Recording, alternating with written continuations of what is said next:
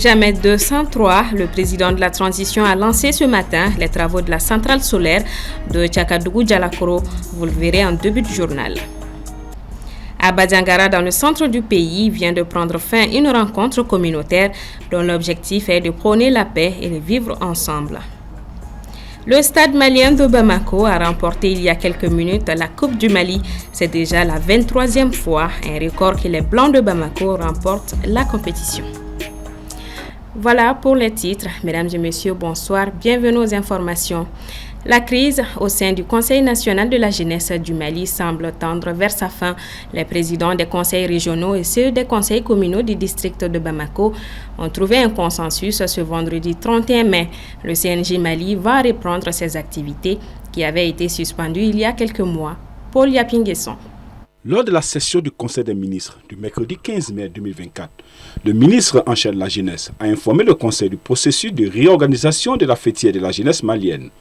Cette réorganisation consiste en la relecture des statuts et règlements intérieurs et la mise en place de nouvelles instances au niveau national et régional. En réaction à cette décision du département, une trentaine de responsables de conseils locaux de la jeunesse ont rendu public un communiqué le 21 mai 2024. Ils indiquent avoir appris avec surprise, à l'instar des présidents régionaux, la décision du ministre Fomba de renouveler les instances de l'organisation fêtière. Et c'est cela malgré la lettre numéro 03 MJSCCIC en date du 8 janvier 2024 de la Direction nationale de la jeunesse mettant fin à la convention de partenariat entre le département ministériel et le CNJ Mali. Ils estiment que cette décision est une violation des textes de leur organisation.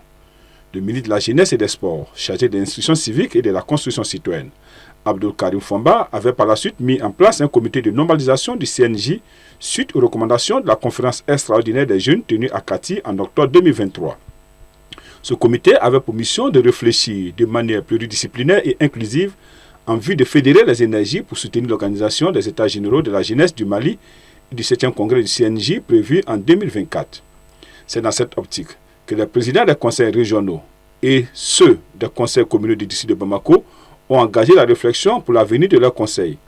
Il en ressort du communiqué conjoint signé par les différents conseils régionaux et communaux du district de Bamako que la mission du CNJ demeure la même.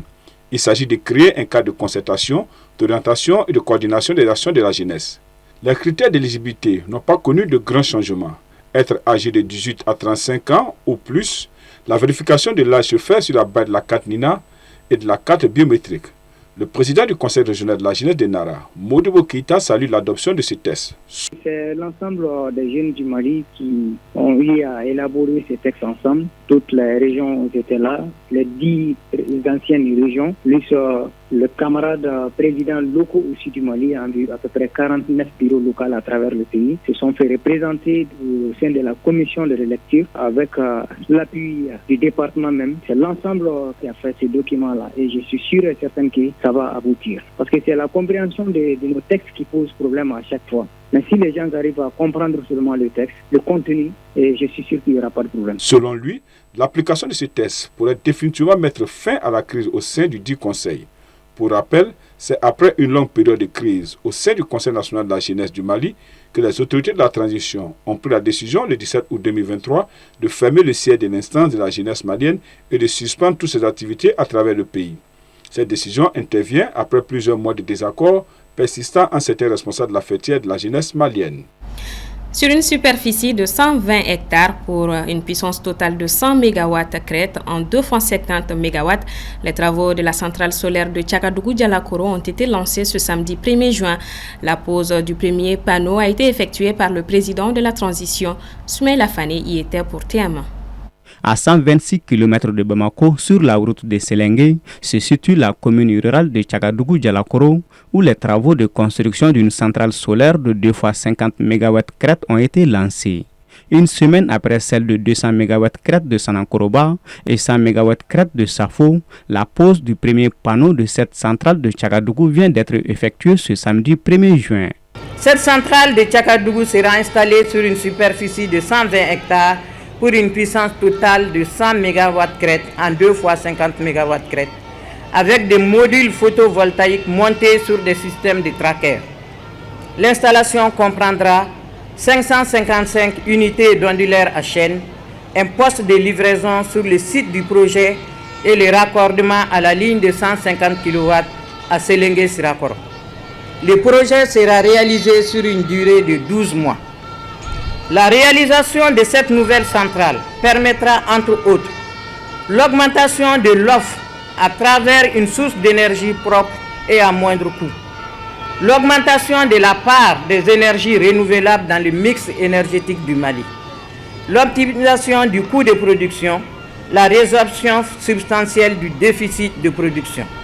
Fruit d'un partenariat entre le Mali et les Émirats arabes unis à travers la société Amia Power, ce projet reflète la vision d'un avenir énergétique plus vert et plus prospère. La réalisation de cette centrale qui vient compléter celle de Safo, Sanakoroba, constitue une mutation profonde de la production d'électricité et une contribution à la concrétisation de la souveraineté énergétique du Mali, à travers une augmentation significative de la production d'électricité propre. Ainsi, elle permettra de réduire la dépendance du Mali des énergies fossiles et réduira les émissions à gaz à effet de serre. À travers la réalisation de ces 3 centrales solaires, selon le chef du département de l'énergie, notre pays entre de plein pied dans l'ère des énergies propres, contribuant ainsi à préserver l'environnement et la planète par la réduction des gaz à effet de serre. Dans le cadre de son projet visant à renforcer la résilience des populations vulnérables, l'ONG HELP a organisé un dialogue communautaire dans la région de Badiangara sur la cohésion sociale et le vivre ensemble d'octobre 2023 à mai 2024 sur le thème « La paix, condition sine qua non du développement ». Paul Yapinguesson. La cérémonie a été présidée par le sous-préfet central Ablet Traoré, qui a souligné l'importance de la paix comme fondement essentiel pour tout développement durable.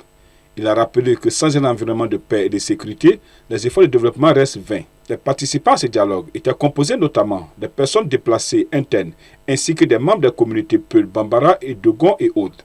La diversité des participants a permis d'aborder les différentes perspectives et enjeux spécifiques au groupe présent, favorisant ainsi un échange constructif et inclusif.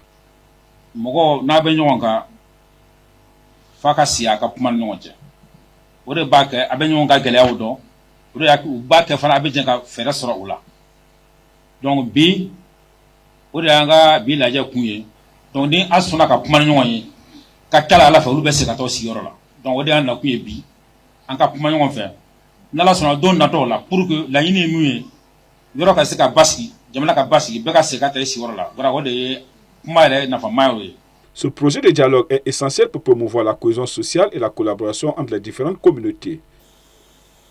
L'objectif global du projet PAIGEM est de contribuer à l'amélioration de la sécurité alimentaire et des systèmes de production pastorale des populations vulnérables touchées par la crise multidimensionnelle, notamment les ménages des éleveurs pasteurs et agro-pasteurs dans la région de Mopti, Badiangara et Douanza, à travers la mise en place d'un environnement favorable.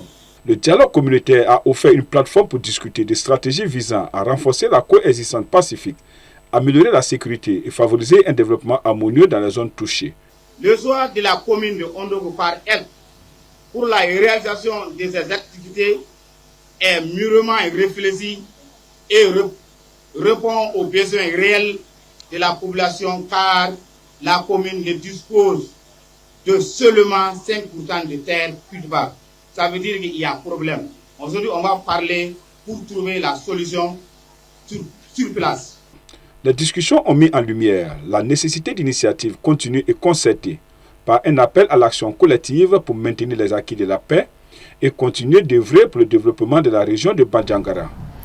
Après 30 ans de règne en Afrique du Sud, le Congrès national africain au pouvoir depuis l'avènement de la démocratie et l'élection de Nelson Mandela en 1994 a perdu sa majorité absolue à l'Assemblée nationale suite aux législatives organisées cette semaine. Suivant ce reportage signé Assetoumani Koulibaly. Ce samedi, selon les résultats quasi complets de la commission électorale, l'ANC, Le parti historique en Afrique du Sud, au pouvoir depuis 30 ans, a recueilli 40,21% des voix et enregistré par ce résultat un revers cinglant en plongeant nettement sous la barre critique des 50%. La plus grande formation d'opposition, Alliance démocratique 2A, a rassemblé 21,79% des suffrages exprimés. Le parti MK de l'ex-président Jacob Zuma, créé seulement quelques mois avant le scrutin, réalise une performance à 14,61%, tandis que les radicaux de gauche des combattants pour la liberté économique restent à 9,48%. Les résultats définitifs de l'élection la plus disputée de l'histoire démocratique du pays doivent être annoncés dimanche. Jusqu'à présent, l'ANC avait remporté chaque élection nationale avec une large majorité. Mais la désillusion des 62 millions de Sud-Africains a cette fois vaincu une loyauté longtemps infaillible envers le mouvement qui a libéré le pays du joug de l'apartheid. Appelés aux urnes mercredi, quelques 16 millions d'électeurs se sont déplacés, pour beaucoup avec une colère qui existait depuis longtemps. La participation s'établit pour l'instant à 58,6%, en baisse par rapport aux 66% lors du dernier scrutin. Après l'annonce des résultats finaux, les 400 sièges de députés seront répartis. La nouvelle Assemblée devra ensuite siéger, courant juin, pour élire le prochain président. L'ANC, qui détient actuellement 230 sièges, reste la plus grande formation politique. Mais, dépouillé de son statut de parti dominant, il devra entamer des négociations dans les prochains jours. Si l'ANC décide de se rapprocher de la DA, il devra faire des concessions au mouvement libéral qui prône la privatisation du secteur public et une dérégulation de l'économie. Largement en tête avec 45,90%, dans la province du KwaZulu-Natal, le MK devient la troisième force du pays. L'ancien président ivoirien Henri Konan Bédié, rappelé à Dieu le 1er août 2023, a été inhumé ce samedi 1er juin 2024 dans la stricte intimité familiale à Prépressou, son village natal dans le centre-est du pays. Né en 1934 à Dadi-Kro, Feu Henri Konan Bédié a été le deuxième président de la République de Côte d'Ivoire de décembre 1993 à décembre 1999. Il avait été auparavant ambassadeur de la Côte d'Ivoire aux États-Unis, ministre de l'économie, président de l'Assemblée nationale. Bédié, qui dirigeait également le Parti démocratique de Côte d'Ivoire, est décédé le 1er août 2023 à Abidjan à l'âge de 89 ans. Retour au pays. Finalement, il n'y a pas eu photo lors de la finale de la Coupe du Mali qui s'est tenue ce samedi et que vous avez pu suivre sur nos antennes. Le stade malien de Bamako, grand favori, s'est imposé 4-0. Le match était plié dès la première mi-temps puisque les Blancs menaient 3-0. Suivez les images.